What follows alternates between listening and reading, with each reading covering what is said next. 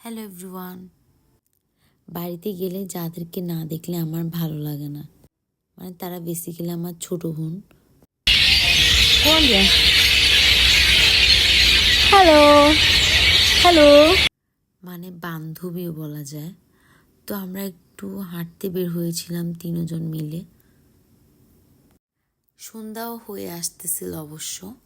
তো আমরা কাছে একটা রেস্টুরেন্টে গিয়েছিলাম হালকা নাস্তা পানি করার জন্য। পুরা রাস্তা জুড়ে আমরা পুরাতন কথাবার্তা বলে হাসতে হাসতে যাচ্ছিলাম।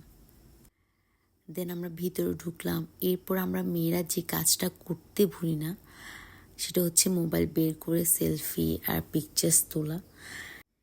কে বেশি ছবি তুলেছে, কে কয়টা ছবি তুলেছে, এগুলো নিয়েও অনেক হাসাহাসি হয়েছে।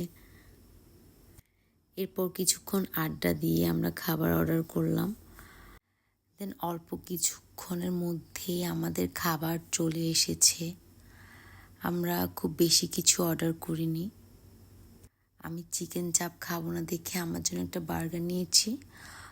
দেন এরপরে আমরা খেয়ে দিয়ে অলস হয়ে দেন আইসক্রিম খেতে খেতে বাসায় চলে গিয়েছি।